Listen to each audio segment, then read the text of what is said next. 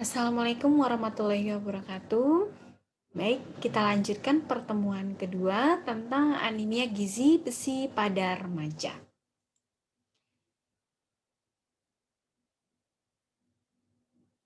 Jadi apa itu yang dikatakan anemia? Ya, anemia atau kurang darah adalah suatu keadaan di mana kadar hemoglobin di dalam darah kurang dari normal, yang berbeda untuk setiap kelompok umur dan jenis kelamin. Jadi kalau untuk remaja, batas ambang normalnya adalah 12 gram per desiliter atau lebih. Ya, jadi di atas 12 gram per desiliter itu masih aman. Penyebab anemia yang paling sering terjadi pada remaja adalah kekurangan zat besi. Meskipun memang banyak ya penyebab terjadinya anemia, namun sebagian besar yang telah diteliti bahwa anemia itu yang tersering terjadi adalah kekurangan zat besi. Nah, kita lihat bagaimana konseptual hubungan kekurangan gizi besi dan anemia pada populasi. Nah, jadi kalau indikator dari kejadian anemia adalah kadar hemoglobin. Nah, kalau anemia kekurangan gizi besi ini tidak bisa kita menegakkan diagnosa dengan kadar Hb saja, tetapi kita harus menganjurkan untuk menguji serum peritinnya. Jadi ada dua indikator ya, kadar Hb dan serum ferritin yang memang harus dicek sehingga kita dapat menegakkan diagnosa bahwa itu adalah anemia kekurangan zat gizi besi.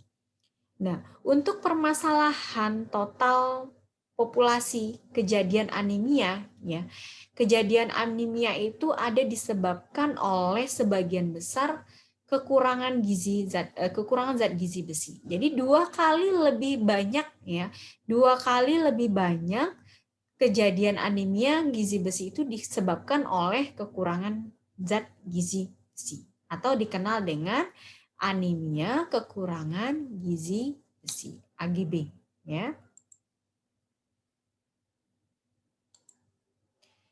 Bagaimana tanda dan gejalanya?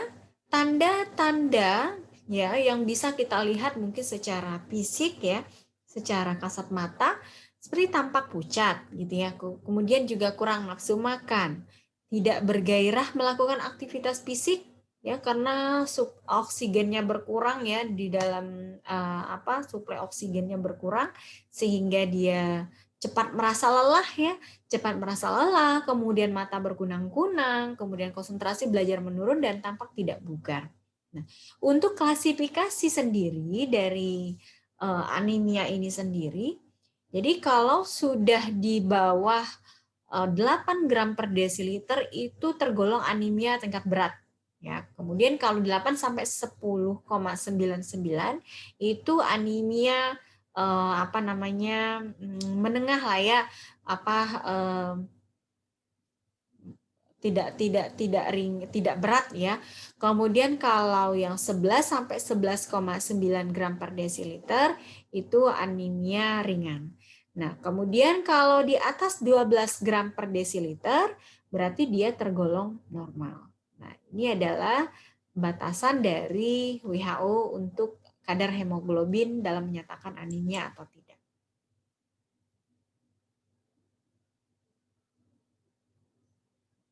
Selanjutnya, penyebab dari anemia, tadi sudah saya katakan bahwa penyebabnya itu mungkin banyak ya, tidak hanya zat besi saja, tapi memang sebagian besar yang terjadi adalah akibat kekurangan zat besi. Kenapa? Karena zat besi itu memang adalah pembentuk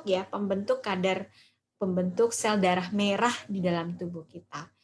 Nah, penyebab pertama yang sering terjadi adalah asupan makanan sumber protein, zat besi, asam folat, dan vitamin B kompleks lainnya dalam konsumsi sehari-hari yang tidak mencukupi kebutuhan tubuh. Seperti pada kelompok hewani, ya protein hewani, protein nabati, kacang-kacangan, ya kemudian juga dari buah dan sayur yang merupakan juga sumber vitamin C, ya vitamin C sebagai pembantu penyerapan dari zat besi tersebut. Kemudian tinggal di daerah endemik malaria juga perlu diperhatikan ya, kalau remajanya tinggal di daerah endemik malaria maka dia juga beresiko untuk mengalami anemia yang diakibatkan oleh penyakit malaria. Kemudian menderita penyakit menahun atau infeksi berulang yang berakibat kurang nafsu makan dalam jangka panjang. Kemudian mengapa remaja putri? Di sini maksudnya kita menekankan untuk pengendalian anemia gizi besi pada remaja putri dibandingkan dengan remaja putra. Jadi remaja putra juga ada yang anemia, jangan salah ya, ada yang anemia, tapi resiko anemianya lebih banyak pada wanita dibandingkan kepada pria. Karena kita tahu ya bahwa perempuan itu setiap bulannya itu mengalami menstruasi, sudah pasti kehilangan kehilangan darah ya, kehilangan ferritin setiap bulannya. Sementara yang remaja putra kan tidak mengalami menstruasi ya, sehingga memang fokus pengendalian anemia gizi besi ini memang difokuskan dulu kepada remaja putri. Namun remaja putra juga harus tahu karena terkait dengan remaja putri dan remaja putra nantinya akan menjadi pasangan usia subur, gitu ya. Jadi yang remaja putra juga harus paham bagaimana cara mengatasi anemia gizi besi. Nah, kemudian remaja putri itu merupakan calon ibu ya, calon ibu yang akan melahirkan anak atau melahirkan generasi berikutnya. Kemudian juga dia akan melewati fase kehamilan di mana memang kualitas konsumsi dari ibu hamil itu harus bagus ya. Harus pilih makanan yang tinggi zat besi supaya tidak ya, supaya tidak kekurangan energi kronik, tidak anemik pada saat hamil ya. Karena kalau sudah anemik pada remaja, maka juga akan berisiko anemia pada saat hamil. Apa dampaknya kalau risiko anemia pada kehamilan? Ya berdampak kepada mungkin perkembangan anak tidak optimal, kemudian melahirkan bayi yang berat lahirnya rendah, kemudian memiliki resiko kematian terhadap ibu. Jadi kalau ibunya anemi, maka resiko angka kematian ibunya juga tinggi. Ya, jadi sama-sama dampaknya itu sangat ini ya. Jadi memang harus remaja putri itu memang harus bebas anemi. Kemudian pada remaja putra kecenderungannya apa? Kebiasaannya merokok ya, merokok, calon ayah, kemudian beresiko terhadap pertumbuhan janin dan bayi. Padahal sudah tahu ya, kalau asap rokok itu yang menghirup asap rokoknya orang sekelilingnya itu lebih rentan loh, lebih rentan mengalami resikonya dibandingkan dengan yang merokok beneran, yang merokok ya. Jadi tolong diperhatikan nanti yang para remaja nih ya, kalau punya anak di rumah nanti, punya balita atau punya adik bayi di rumah, tolong jangan merokok ya. Tidak bagus juga buat kesehatan Anda dan juga tidak bagus buat kesehatan keluarga ya di sekitar kita. Kemudian remaja putra juga mengalami anemia, namun proporsinya memang tidak lebih tinggi dibandingkan dengan remaja putri. Nah, dampaknya apa? Prestasi menurun, produktivitas tentu menurun. Kemudian kalau prestasi sudah menurun, produktivitas menurun, maka nanti akan berdampak kepada kualitas pekerjaan. Ya, kualitas pekerjaan apa dampaknya? Dampaknya adalah kepada kualitas penghasilan keluarga. Jadi perkembangan ilmu gizi, masalah gizi itu tidak hanya semata-mata dikaitkan dengan konsumsi gizi kurang atau gizi lebih, tidak. Tapi juga sudah secara makro ada hubungannya antara masalah gizi dengan pendapatan. Gitu ya, meskipun tidak secara langsung, tetapi memang ada pengaruhnya.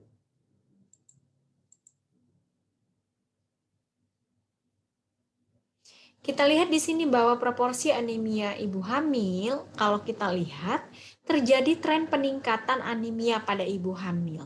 Tahun 2013 37,1%. Ya, ini sudah berat ya, hampir udah masalah kesehatan masyarakat ya. Kemudian 2018 48,9%. Nah, ada di mana dia 48,9% itu? Sebagian besar berada pada usia 15 sampai 24 tahun. Ya, diagram pen yang warna biru, 84,6% berada pada usia 15 sampai 24 tahun. Artinya apa? Artinya ibu hamil itu sebagian besarnya itu usia remaja. Karena kita ingat usia remaja 10 sampai 19 tahun ya, atau ada yang 10 sampai 24 tahun. Jadi 15 sampai 24 tahun itu kan adalah fasenya, ada fase remaja di sana. Jadi ada remaja yang juga menjadi ibu hamil. Itu permasalahannya. Ya. Jadi tidak semata-mata ibu hamil itu orang dewasa saja, tidak, tetapi usianya yang ternyata yang paling banyak itu ada di 15 sampai 24 tahun. Ya, itu yang menjadi tantangan. Nah, kerangka pikir program pencegahan dan penanggulangan anemia pada remaja putri. Jadi, kenapa harus kita menanggulangi anemia pada remaja putri? Jadi, kita harus tahu dulu kerangka pikirnya ya.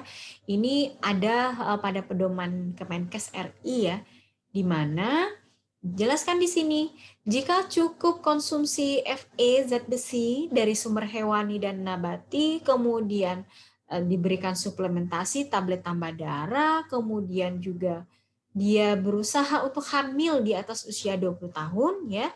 Kemudian juga adanya penyuluhan gizi seimbang pada remaja putri, itu akan berdampak kepada remaja putri dan atau wanita usia subur yang bebas anemia dan status besinya cukup. Jika remaja putri dan wanita usia subur, dia bebas anemia, kemudian status besinya cukup, kemudian diberikan intervensi lagi, KIE-nya tetap harus jalan ya. KIE itu komunikasi, informasi dan edukasi ya. Jadi konseling informasi dan edukasi. Jadi sejenis upaya penyuluhan, pemberian intervensi, edukasi, konseling dan sebagainya. Jika diiringi dengan KIE, kemudian juga tetap diberikan TTD yang minimal 1 minggu, ya. Dalam 1 minggu itu 1 tablet ya untuk remaja ya, dan aneka ragam makanan. Maka nanti kalau remaja putrinya menjadi ibu hamil, dia akan bebas anemia. Ya. Bebas anemia, status besi cukup sehingga bisa menghasilkan bayi yang sehat. Bayi yang sehat ya, sehingga kalau bayi sehat dia akan berdampak juga nanti kepada siklus kehidupan berikutnya. Bayi sehat, anak usia sekolahnya juga dia tingkat kesehatan atau status gizinya juga akan baik. Jadi siklusnya selalu berputar, sehingga penting untuk dilakukan penanggulangan anemia pada remaja.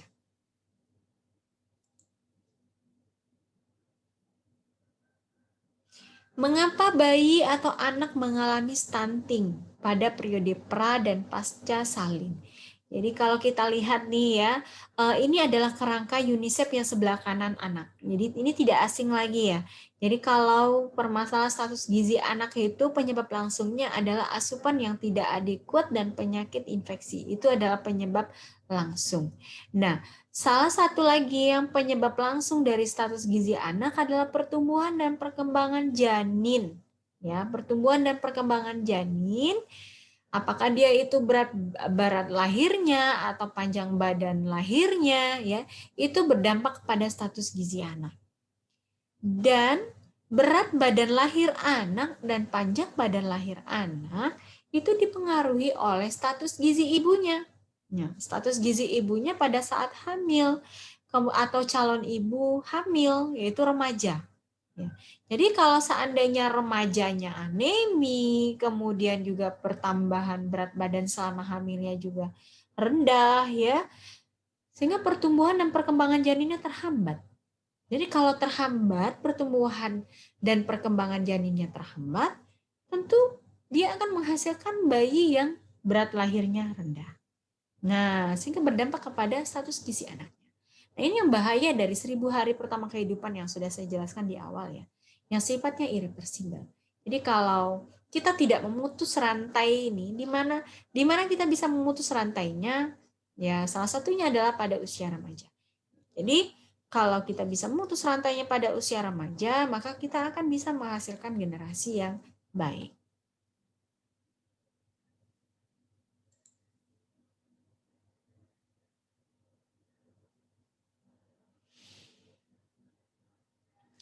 Apa dampak anemia pada remaja putri? Jadi dampaknya Mungkin gejala yang muncul pada anemia diakibatkan karena oksigen ke jaringan otak. Ya, gejala yang muncul ya pada anemia itu diakibatkan pertama karena oksigen ke jaringan otak, otot, dan organ lainnya itu berkurang. Mengapa? Karena pada anemia kadar hemoglobinnya rendah. Sementara oksigen ini dibawa oleh hemoglobin. Sehingga itulah tadi, ya, muncul rasa lelah, letih, lesu gitu ya. Nah, bila oksigen ke otak berkurang, yaitu konsentrasi belajar menurun, mudah mengantuk dan prestasi juga turun. Bila oksigen yang ke otot berkurang, dia mudah lelah, lemah, letih, dan lesu, sehingga produktivitasnya menurun. Nah, bila organ terkait kekebalan tubuh kekurangan oksigen, maka kekebalan tubuh juga menurun atau mudah terserang infeksi, penyakit infeksi.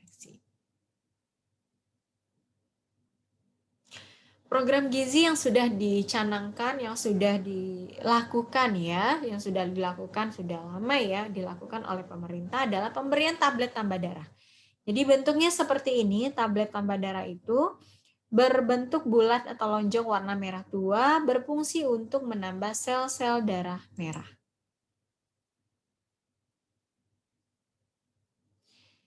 Komposisinya setiap tablet sekurang-kurangnya mengandung zat besi setara 60 mg besi elemental dan asam folat ya. Spesifikasi warnanya merah tua, bentuknya bulat atau lonjong, kemudian tabletnya salut gula. Ya. Sasarannya adalah seluruh remaja putri usia 12-18 tahun yang sekolah di tingkat SMP atau SMA yang sederajat. Jadi TTD itu diberikan sebanyak 1 tablet per minggu selama setahun. Jadi totalnya itu remaja itu mendapatkan sekitar 52 tablet.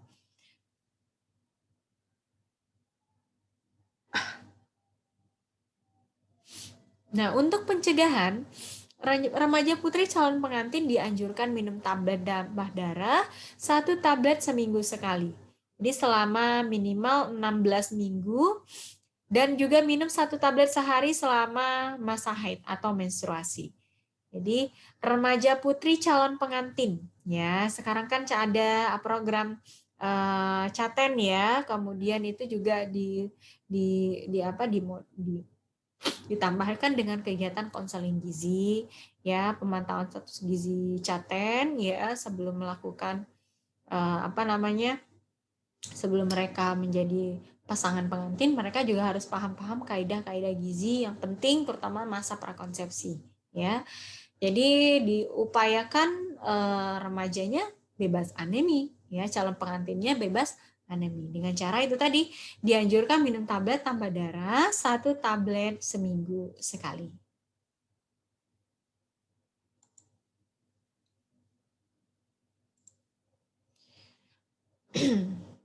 Nah, proporsi remaja putri dan ibu hamil yang mendapatkan tablet tambah darah pada 2018, di mana remaja putri mendapatkan TTD. Sebagian besar mendapatkan TTD, tetapi ya yang yang mengkonsumsi TTD pada remaja putri itu hanya 1,4%-nya.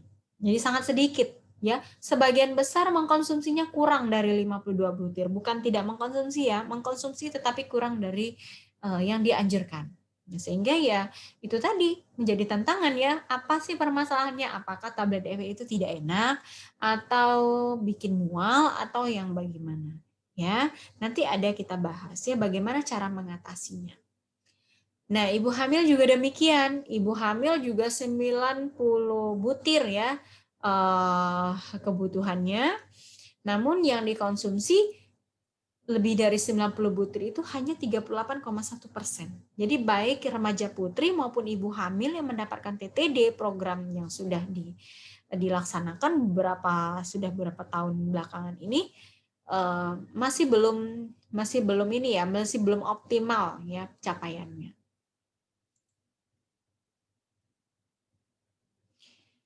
Bagaimana kita mengkonsumsi TTD untuk remaja putri? Ya kan katanya kalau TTD itu bikin mual ya, nggak enak, suplemennya nggak enak. Jadi bagaimana caranya? Jadi dianjurkan konsumsilah 1 tablet seminggu sekali di hari yang sama ya. Jadi kalau sudah dibiasakan konsumsinya di hari Jumat, ya hari Jumat. Kalau hari Senin, ya berarti hari Senin. Jadi Senin ketemu Senin, konsumsilah tablet tambah darahnya. Nah, kemudian diminum setelah makan. Jadi jangan biarkan perut dalam kondisi kosong, tapi isi dulu ya perutnya supaya tidak kosong. Ya. Kemudian diminum dengan air putih, jangan diminum bersamaan dengan teh, susu, kopi. Ya, jangan bersamaan.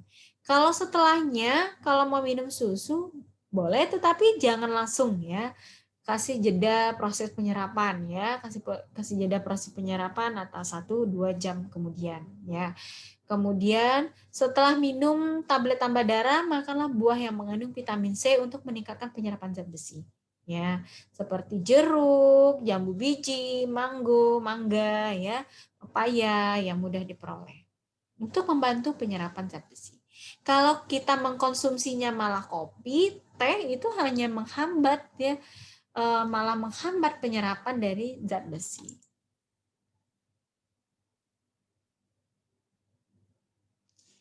Nah, yang patut kita ketahui, terutama sebagai seorang ahli gizi, TTD bukan merupakan strategi tunggal. Mengapa dikatakan seperti itu? Karena secara langsung memang peningkatan ketersediaan biologis seperti asupan pangan yang bergizi seimbang, terutama sumber protein, zat besi, vitamin dan mineral. Kita harus penuhi ini dulu, ya. Asupan makannya yang terutama ya. Jadi kalau hanya mengkonsumsi TTD saja tidak dibarengi dengan makanan yang seimbang, makanan yang berkualitas gizi baik, percuma, ya, percuma karena tidak membantu itu ya, tidak membantu. Jadi TTD bukan sendirian. TTD dibarengi dengan makanan yang mengandung zat besi yang juga baik dan memiliki sumber penyerapan yang baik untuk TTD-nya, untuk tablet tambah darahnya. Ya.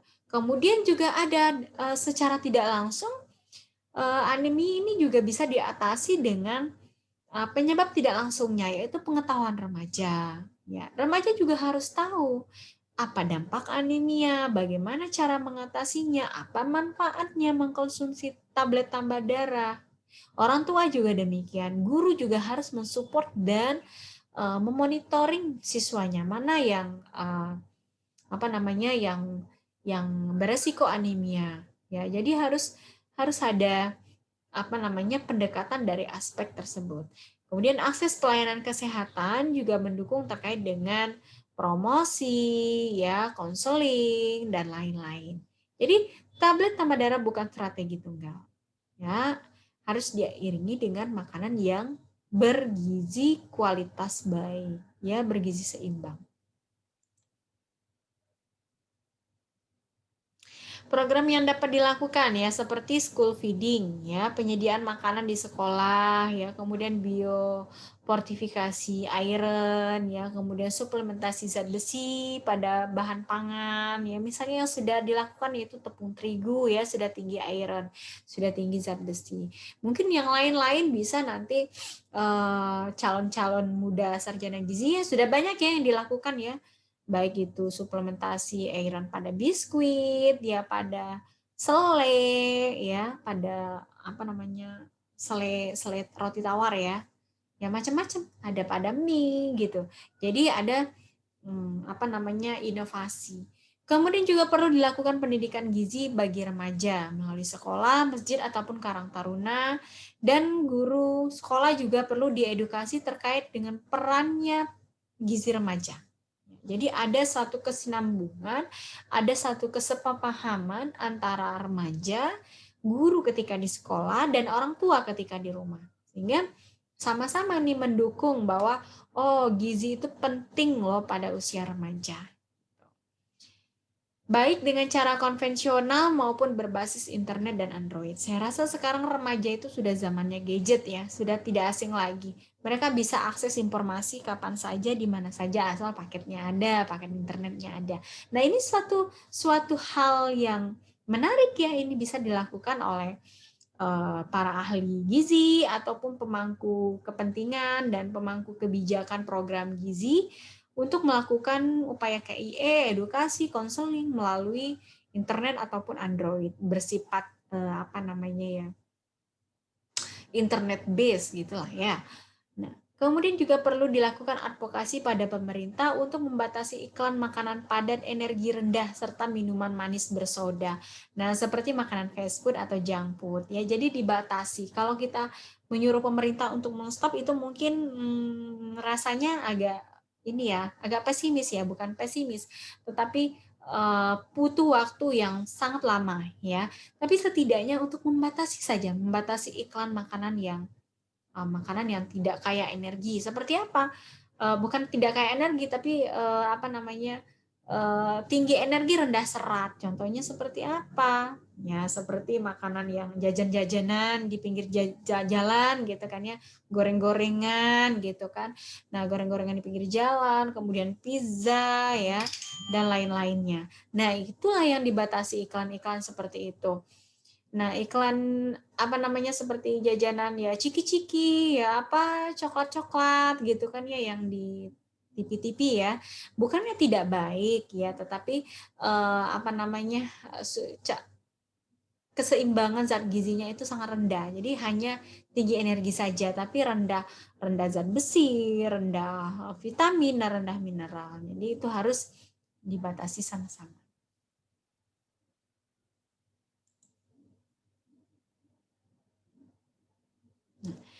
Kemudian yang paling penting adalah di sini menerapkan prinsip gizi seimbang. Jadi ini adalah tumpeng gizi seimbang ya. Kalau orang gizi, anak gizi harus tahu nih susunannya harus hafal dari paling bawah sampai paling atas ya. Jadi kalau lapisan paling bawah itu kan karbohidrat, kemudian sayur dan buah, kemudian protein hewani dan nabati, kemudian kerucutnya adalah gula, garam, dan lemak. Ya, jadi berapa porsi dalam sehari harus mengkonsumsi sumber karbohidrat 3 sampai 4 porsi. Nah, karbohidrat itu bukan dari nasi saja, tetapi bisa dari gandum, bisa dari jagung, bisa dari ubi, kentang, dan lain-lain. Ya, kemudian juga sayur dan buah. Porsi sayur itu lebih lebih banyak ya dibandingkan dengan porsi buahnya. Ya, porsi buah sekitar 2 sampai 3 porsi. Jadi upayakan dipenuhi prinsip gizi seimbang ini dalam sehari, makan makanan yang beragam, yang bersih ya, dan tidak lupa mencuci tangan sebelum makan, kemudian juga aktivitas fisik ya, dan memantau berat badan. Jadi remaja itu harus menerapkan prinsip gizi seimbang juga.